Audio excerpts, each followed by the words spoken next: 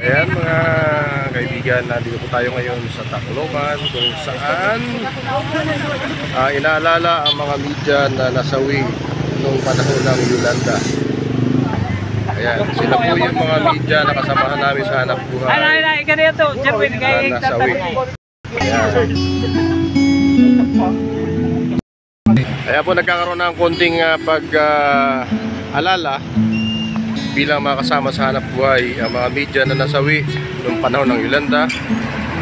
At hindi lang po kami, kundi malaking grupo po ito. Maraming grupo po kami dito na kanya-kanyang pagpapakita ng suporta sa mga nasawi noong panahon ng Yolanda. Ayan, inaalala po lahat ng mga Taclobanon ang mga pangyayaring kahindig-hindig dito sa Tacloban at saka sa Samar. So nagtitirik na po sila ng mga kandila.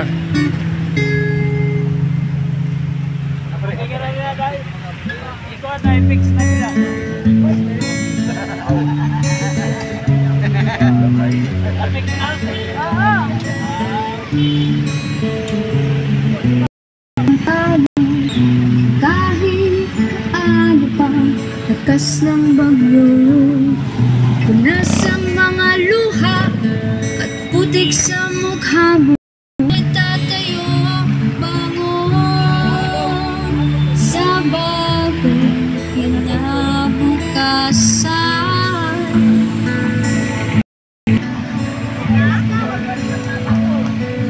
Tayo ay babangon sa takbo ng panahon.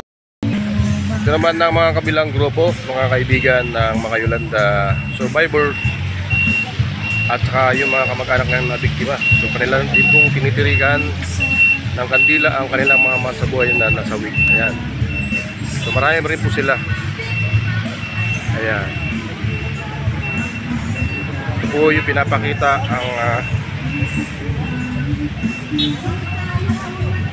pag-alala sa kanilang mga mahal sa buhay na nasawi noong panahon ng Yolanda. Pulapitan ng kanilang tarpaulin.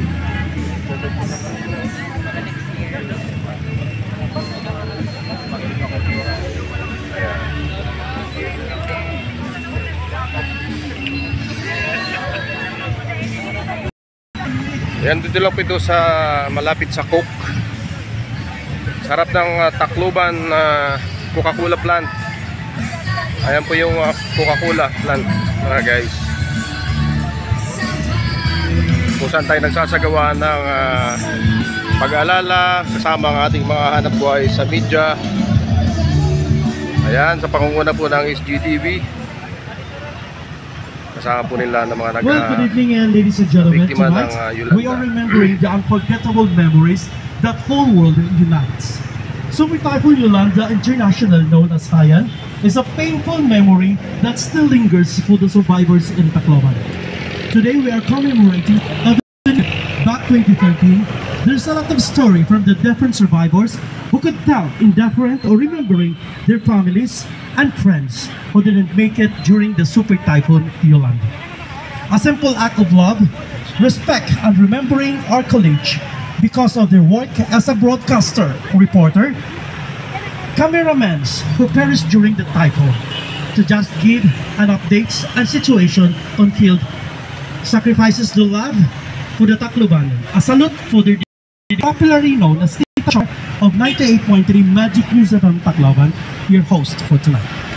To start, and to keep. Okay, so we can start for a prayer. So, may I request our Reverend Father, a solemn prayer and a blessing for the candles. Pero I think we have to light first the candle. Pwede? So, may I request the NUGP members, chair or whatsoever who is around, Ma'am Lynn, to light the candle first. Miss Jazz.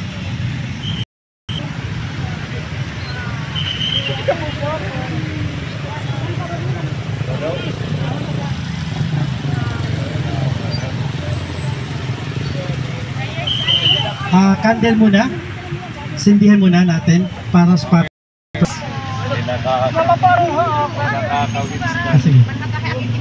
Ate Chas, kami talaga.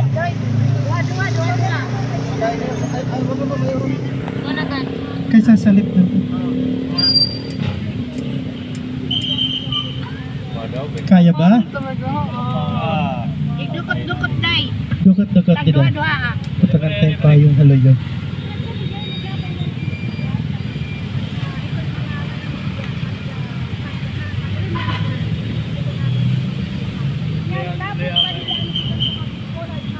Yun na.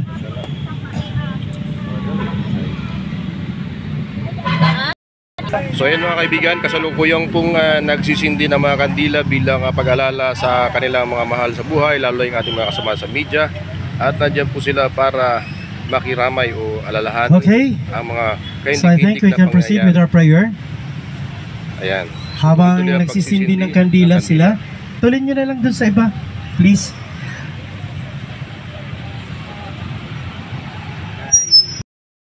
Ayun naman po yung mga grupo ng mga media man na mga biktima rin ng sinasabing pagragasa ng Super Typhoon Yolanda noong 2013. Sila rin po ay nagtitirig ng mga kandila upang alalahanin ang mga Secretariat. nangyari General Secretariat. sa kanilang mga mahal sa buhay. Ayan. Sir, kay bangin umuran. Pero sa akong tanalay, hindi rin magkakaturo kayo na. Hindi kaya. Ito po yun ang sitwasyon dito sa Tacloban, malapit sa Coke, kaya na medyo banayad ang trapiko. Kakatatapos lang po ng ulan at basang-basa po ang lahat ng mga tao dito, lalo tayo dahil hindi tayo nakapaghanda.